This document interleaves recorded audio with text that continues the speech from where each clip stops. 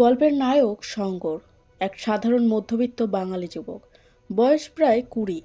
সে দক্ষিণ ভারতের এক গ্রামের রেলওয়ে অফিসে কাজ করে, কিন্তু তার মন কখনোই ওই টেবিল চেয়ারে অফিসের কাজে থাকে না। ছোটবেলা থেকেই সে ভূগোল আর অ্যাডভেঞ্চার ভালোবাসে। আফ্রিকার বন্য জঙ্গল, পাহাড়, নদী আর অজানা দেশ তার কল্পনাকে নাড়িয়ে দেয়। তার স্বপ্ন একদিন আফ্রিকা মহাদেশে গিয়ে অভিযাত্রী হবে। একদিন হঠাৎ সুযোগ আসে। রেলওয়ে কোম্পানির এক সার্ভে টিম আফ্রিকায় কর্মী নিচ্ছে। শঙ্কর নিজের সব ভয়, দ্বিধা, পরিবার আপত্তি পেরিয়ে আফ্রিকা মহাদেশে রওনা হয়। এভাবেই শুরু হয় এক রোমাঞ্চকর অভিযান, যা তার জীবনের মোড় ঘুরিয়ে দেয়। আফ্রিকায় পৌঁছে শঙ্কর অবাক হয়ে দেখে বিশাল প্রান্তর, বন্যজন্তু, উঁচু পাহাড়, নদী, অরণ্য, রোদে পুড়ে যাওয়া পৃথিবী।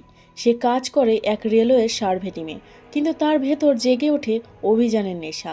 সে দেখে হাতি, সিংহ, জলহস্তী, জিরাফ, হায়না, শোনে আদিবাসীদের গান, দেখে তাদের নাচ।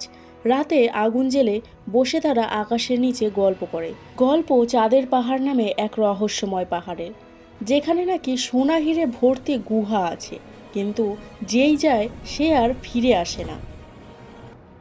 শঙ্করের সঙ্গে দেখা হয় এক পর্তুগিজ অভিযাত্রী ডিয়েগো আলভারেজের।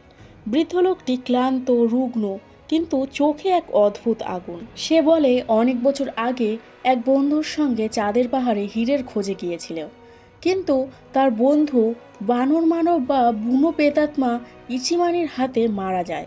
আলভারেজ নিজে প্রাণে বেঁচে ফিরেছে, কিন্তু জীবনের লক্ষ্য হয়ে গেছে চাঁদের পাহাড়ের রহস্য উন্মোচন করা।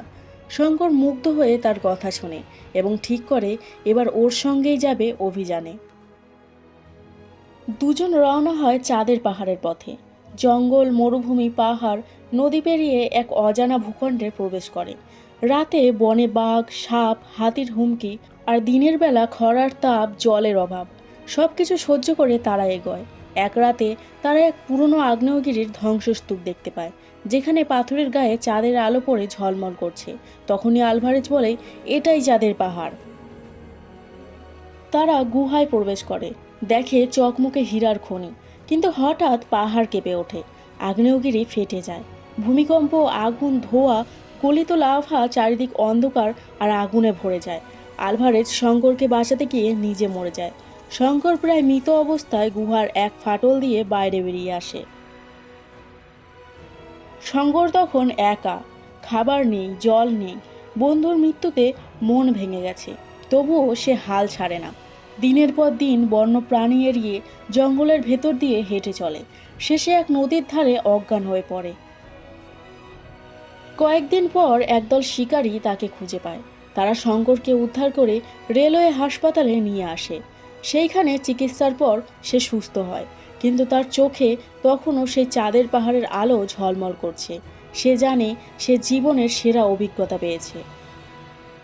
গল্পের শেষে শঙ্কর আবার ভারতের পথে রওনা দেয়, কিন্তু তার মন আর ফিরে যায় না সাধারণ জীবনে। সে জানে জীবনের আসল মানে স্বপ্ন দেখা, সাহস করে তা ছুঁয়ে দেখা।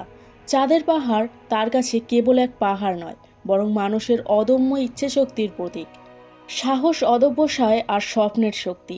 শঙ্করের মতো সাধারণ মানুষও পারে অজানাকে জয় করতে। প্রকৃতির বিশালতা মানুষকে ছোট করে, কিন্তু তার মনকে বড় করে তোলে।